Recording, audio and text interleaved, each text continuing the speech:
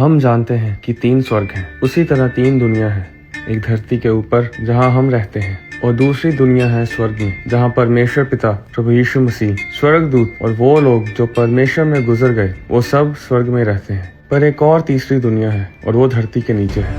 फिलिपियों अध्याय 2 उसकी 10 और 11 आयत में लिखा है कि जो स्वर्ग में और पृथ्वी पर और पृथ्वी के नीचे हैं, वे सब यीशु के नाम पर घुटना टेकें और परमेश्वर पिता की महिमा के लिए हर एक जीव अंगीकार कर ले कि यीशु मसीह ही प्रभु है। इसलिए 3 क्षेत्र हैं, एक जो धरती पे है, दूसरा जो स्वर्ग में है और तीसरा जो धरती के नीचे है। जो बाइबल के वचन में आपसे शेयर करूंगा उसके हिसाब से धरती के नीचे कक्ष बने हैं, यानी कि कोठरियां और कमरे। उत्पत्ति अध्याय 1 और उसकी 1 में लिखा है कि आदि में परमेश्वर ने आकाश और पृथ्वी की सृष्टि की। फिर 2 आयत में लिखा है कि पृथ्वी बेडोल और सुनसान पड़ी थी और गहरे जल के ऊपर अंधेरा था तथा परमेश्वर का आत्मा जल के ऊपर मंडराता था। जो पहली आयत में लिखा है कि परमेश्वर ने आकाश और पृथ्वी की सृष्टि की, इब्रानी भाषा में सृष्टि का मतलब है कि वो बढ़िया था, सब कुछ पूरा था और खूबसूरत था। और उत्पत्ति अध्याय 1 की 1 आयत और उत्पत्ति अध्याय 1 की 2 आयत के बीच कुछ हुआ, क्योंकि उत्पत्ति अध्याय 1 और उसकी 2 में लिखा है कि पृथ्वी बेडोल और सुनसान पड़ी थी और गहरे जल के ऊपर अंधेरा था। इन दोनों आयतों के बीच वो समय था जब लूसीफर और उसके दूत स्वर्ग से गिरे। प्रकाशित वाक्य अध्याय 12 उसकी 9 के अनुसार शैतान दूतों का तीसरा हिस्सा स्वर्ग से लेकर गिरा। हिंदी भाषा में इसे सही नहीं लिखा गया। अंग्रेजी की बाइबल उत्पत्ति 1 और उसकी 2 में लिखा है darkness was upon the face of the deep. इब्रानी भाषा में डीप शब्द का मतलब है तेहोम, और जिसका मतलब है धरती के नीचे के कक्ष और कमरे। तेहोम का मतलब है धरती के नीचे की वो जगह जहाँ पर पानी के झरने और गुफाएं हैं। इस जगह को बाइबल में कई बार अथाह गढ़ और अथाह कुंड भी बोला गया है। मत्ती अध्याय 25 और उसकी 41 आयत में लिखा है कि तब वह बाईं ओर वालों से कहेगा, हे शापित लोगों, मेरे सामने से उस अनंत आग में चले जाओ जो शैतान और उसके दूतों के लिए तैयार की गई है। एक जगह है जिसका नाम है नर्क, और वो मनुष्यों के लिए कभी नहीं बनाई गई थी, वो शैतान और उसके दूतों के लिए बनाई गई थी। जब शैतान स्वर्ग से गिरा और अपने 7 स्वर्ग दूतों का तीसरा हिस्सा लेकर गिरा, तब परमेश्वर ने धरती के नीचे एक जगह बनाई जहाँ शैतान और उसके दूतों को रखा जाए, क्योंकि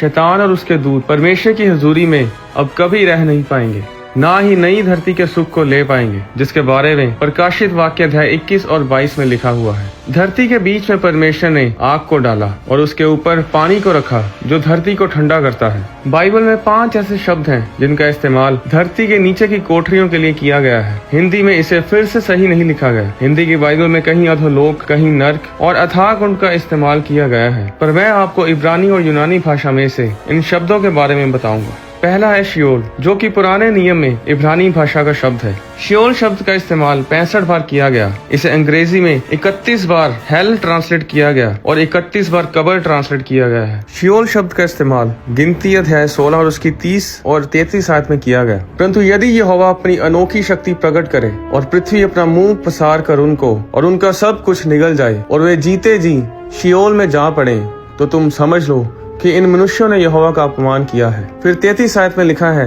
और वे और उनका सारा घर बार जीवित ही शियोल में जा पड़े और पृथ्वी ने उनको ढांप लिया और वे मंडली के बीच में से नष्ट हो गए। अय्यूब अध्याय 17 और उसकी 16 आयत में लिखा है, क्या वह शियोल में उतर जाएगी?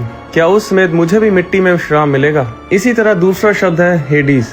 यूनानी लोग हेडिस को वो जगह बताते हैं जहाँ पर सब लोग मरने के बाद जाते थे। हेडिस को नर्क की आत्माओं का राजा बोला जाता था। प्रकाशित वाक्य अध्याय 6 और उसकी 8 में लिखा है, मैंने दृष्टि की और देखो एक पीला सा घोड़ा है और उसके सवार का नाम मृत्यु है और हेड्स उसके पीछे है। इससे साबित होता है कि हेड्स एक स्पिरिट है। तीसरा शब्द है टाटरस। टाटरस शब्द 2 पतरस अध्याय 2 उसकी 4 में इस्तेमाल किया गया, जिसमें लिखा है, क्योंकि जब परमेश्वर ने उन स्वर्गदूतों को जिन्होंने पाप किया नहीं छोड़ा, पर नरक यानी टाटरस में भेजकर अंधेरे कुंड में डाल दिया ताकि न्याय के दिन तक बंदी रहे। यहाँ नरक शब्द की जगह टाटरस का इस्तेमाल किया गया है। टाटरस वो जगह है जो नरक के सबसे नीचे है। नरक में स्तर है और टाटरस सबसे नीचे स्तर में है, जहाँ पर बहुत बुरी आत्माएं और गिरे हुए स्वर्गदूत हैं जो जंजीरों से बंधे हुए हैं। जिस तरह बाइबल स्वर्गों के बारे बताती है, व्यवस्था विवरण अध्याय 10 की 14 में लिखा है, सुन, स्वर्ग और सबसे ऊंचा स्वर्ग भी, पृथ्वी और उसमें जो कुछ है वह सब तेरे परमेश्वर यहोवा ही का है। उसी तरह नर्क के भी लेवल्स हैं। धरती के नीचे ऐसे गड्ढे हैं जहाँ पर शैतान के दूतों को, बुरी आत्माओं को जंजीरों से बांधा हुआ है। उत्पत्ति अध्याय 6 और उसकी 1 और 4 में लिखा है कि तब परमेश्वर के पुत्रों ने मनुष्य की पुत्रियों को देखा कि वे सुंदर हैं और उन्होंने जिस जिसको चाहा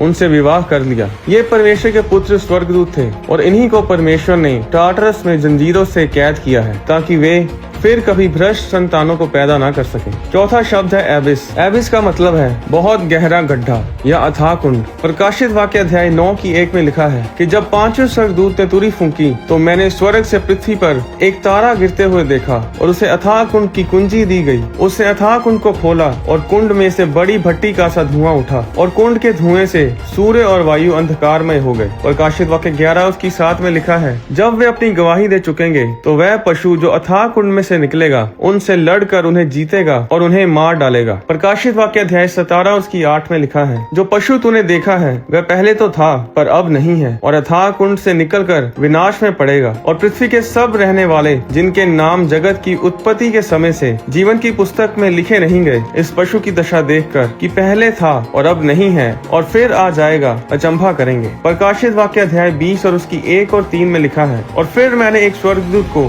स्वर्ग से उतरते देखा जिसके हाथ में अथाह कुंड की कुंजी और एक बड़ी जंजीर थी। उसने अजगर अर्थात पुराने सांप को जो इब्लीस और शैतान है पकड़ के 1000 वर्ष के लिए बांध दिया और उसे अथाह कुंड में डालकर बंद कर दिया। लूका अध्याय 8 और उसकी 31 आयत में जब यीशु ने गिरासेनियों के देश के एक दुष्ट आत्माओं से पीड़ित मनुष्य में से दुष्ट आत्माओं को निकलने की आज्ञा दी तो दुष्ट आत्माओं ने विनती की कि हमें अथाह गड्ढे में जाने की आज्ञा ना दे। एबिस शब्द को हिंदी में अथाह कुंड या अथाह गड्ढा कहा गया है। पांचवा शब्द है गहेना। गहेना शब्द नए नियम में हेल के लिए इस्तेमाल किया गया। गहेना को हिनोम की घाटी भी कहा जाता था। पुराने नियम में इसे तोफेत कहा गया है। यशाया अध्याय 30 और उसकी 33 आयत में लिखा है बहुत काल से तोफेत तैयार किया गया है, वह राजा ही के लिए तैयार किया गया है, वह लंबा चौड़ा और गहरा भी बनाया गया है। वहाँ की चिता में आग और बहुत सी लकड़ी है। यहोवा की सांस जलती हुई गंधक की धारा के समान उसको सुलगाएगी। इस जगह को बाद में हिनोम की घाटी बोला जाने लगा। ये वो जगह थी जहाँ पर लोग मोलेक देवता की उपासना करते थे। यिर्मयाह 7 और उसकी 31 के अनुसार बहुत से राजा और प्रधान अपने बच्चों को मोलेक की मूर्ति के पेट में आग से जलाकर कुर्बान करते थे। यीशु मसीह के समय में इस जगह को गहेना कहा जाता था। नहमीया अध्याय 3 और उसकी 13-14 के अनुसार यरूशलेम के 12 फाटक थे और उनमें से एक फाटक है कूड़ा फाटक और वो आज भी यरूशलेम में है। इस कूड़ा फाटक से वो जानवरों का मल और कूड़ा गहेना की घाटी में फेंकते थे और यीशु मसीह के समय में ये घाटी हमेशा आग से जलती रहती थी। सारा कूड़ा इस घाटी में फेंका जाता था। घाटी बहुत गहरी थी, अगर कोई उसमें गिर जाए तो ऊपर नहीं आ पाता था। गहेना शब्द नए नियम में 12 बार इस्तेमाल किया गया है। मत्ती अध्याय 5 उसकी 12, 29 और 30 आयत, मत्ती अध्याय 10 और 28 आयत, मत्ती अध्याय 18 और उसकी 9 आयत, मत्ती अध्याय 23 उसकी 15 और 33 आयत, मरकुस अध्याय 9 उसकी 43, 45 और 47 आयत और लूका अध्याय 12 और उसकी 5 आयत में। यीशु मसीह ने नरक को ऐसी जगह बताया जहाँ पर ऊंची चट्टानें हैं, जहाँ पर कूड़ा है, जहाँ आग जलती रहती है, जहाँ से धुआं निकलता रहता है और कोई वहाँ जाना नहीं चाहता। ये वही गहेना की घाटी थी जिसके बारे में प्रभु यीशु मसीह बात करते थे। तो नर्क की ये कोठरियाँ कहाँ पर हैं? गिनती अध्याय 16 उसकी 30 के अनुसार ये धरती के नीचे है। योना अध्याय 2 उसकी 6 के अनुसार ये पहाड़ों के नीचे है। अयूब अध्याय 26 उसकी 5 के अनुसार ये पानी के नीचे है। बाइबल में हमेशा नर्क नीचे और स्वर्ग ऊपर होता है। भजन संहिता अध्याय 55 उसकी 15 में लिखा है उनको मृत्यु अचानक आ दबाए, वे जीवित ही अधोलोक में उतर जाएं, क्योंकि उनके घर और मन दोनों में बुराइयां और उत्पाद भरा है। यहेजकेल अध्याय 31 और उसकी 16 और 17 आयत में लिखा है जब मैंने उसको कब्र में गड़े हुओं के पास अधोलोक में फेंक दिया तब उससे गिरने के शब्द से जाति जाति थरथरा गई और अदन के सब वृक्ष अर्थात लबानोन के उत्तम उत्तम वृक्षों ने जितने उससे जल पाते हैं उन सबों ने अधोलोक में शांति पाई। वे भी उसके संग तलवार से मारे हुओं के पास अधोलोक में उतर गए अर्थात वे जो उसकी भुजा थे और जाति जाति के बीच उसकी छाया में रहते थे। गिनती अध्याय 16 उसकी 32 में लिखा है और पृथ्वी ने अपना मुंह खोल दिया और उनका और उनके घर द्वार का सामान और कोरह के सब मनुष्यों और उनकी सारी संपत्ति को भी निगल लिया। व्यवस्था विवरण अध्याय 32 और उसकी 22 आयत में लिखा है, क्योंकि मेरे कोप की आग भड़क उठी है जो शियोल यानी नरक की तह तक जलती जाएगी, और पृथ्वी अपनी उपज समेत भस्म हो जाएगी, और पहाड़ों की नींवों में भी आग लगा देगी। नरक और आग पहाड़ों के नीचे जलते हैं। बहुत से लोग सोचते हैं कि योना नबी ने मत्स्य के पेट से प्रार्थना की थी और फिर परमेश्वर ने उसे बाहर निकाला। ऐसा नहीं है। योना नबी ने मत्स्य के पेट में प्रार्थना नहीं की थी, उसने उसके पेट से बाहर आकर प्रार्थना की थी। जब योना को नाव में से गिरा दिया गया था तो वो समुद्र में डूब गया था। एक मत्स्य ने उसके शरीर को निगल लिया और उसके शरीर को बचा कर रखा। इब्रानी भाषा में योना अध्याय 2 और उसकी 1 आयत में लिखा है, तब योना ने मत्स्य के पेट से बाहर अपने परमेश्वर यहोवा से प्रार्थना की और कहा, मैंने संकट में पड़े हुए यहोवा की दुहाई दी और उसने मेरी सुन ली है। अधोलोक के पेट में से मैं चिल्ला उठा और तूने मेरी सुन ली। तूने मुझे गहरे सागर में समुद्र के अथाह कुंड तक डाल दिया और मैं धाराओं के बीच में पड़ा था। तेरी भड़काई हुई सब तरंगे और लहरें मेरे ऊपर से बह गई। तब मैंने कहा, मैं तेरे सामने से निकाल दिया गया हूँ, फिर भी मैं तेरे पवित्र मंदिर की ओर फिर ताकूंगा। मैं जल से यहाँ तक घिरा हुआ था कि मेरे प्राण निकले जाते थे। गहरा सागर मेरे चारों ओर था और मेरे सिर में सिवार लिपटा हुआ था। मैं पहाड़ों की जड़ तक पहुँच गया था और सदा के लिए धरती की सलाखों में बंद हो गया था। तब मेरे प्राण निकलते जाते थे। तब मैंने यहोवा को स्मरण किया और मेरी प्रार्थना तेरे पास तेरे पवित्र मंदिर में पहुँच गई। इस वचन में योना नबी ने कहा कि मैं पहाड़ों की जड़ तक पहुँच गया था। ये जगह शियोल यानी अधोलोक की है। वहाँ सलाखें हैं, दरवाजे हैं, जैसा कि मत्ती अध्याय 16 उसकी 18 में यीशु ने कहा, अधोलोक के फाटक प्रबल न होंगे। योना की प्रार्थना से परमेश्वर ने योना की आत्मा और प्राण को उसके शरीर में भेजा जो मत्स्य के पेट में था, और मत्स्य ने योना को स्थल पर उगल दिया। मत्ती अध्याय 12 में यीशु ने उन्हें उत्तर दिया कि परंतु योना भविष्यद्वक्ता के चिन्ह को छोड़ कोई और चिन्ह उनको ना दिया जाएगा। योना 3 रात दिन मत्स्य के पेट में रहा, वैसे ही मनुष्य का पुत्र 3 रात दिन पृथ्वी के भीतर रहेगा। भजन संहिता 59 उसकी 15 में लिखा है, मैं धारा में डूब ना जाऊं और ना अथाह कुंड मुझे निगले, और ना पाताल यानी गड्ढे का मुंह मेरे ऊपर बंद हो। अय्यूब अध्याय 38 उसकी 8, 16 और 17 में लिखा है, तब किसने द्वार बंद करके उसको रोक दिया? क्या तू कभी समुद्र के सोतों तक पहुंचा है, या गहरे सागर की थाह में कभी चला फिरा है? क्या मृत्यु के फाटक तुझ पर प्रकट हुए? क्या तू घोर अंधकार के फाटकों को कभी देखने पाया है? फाटक का मतलब है दरवाजा या द्वार।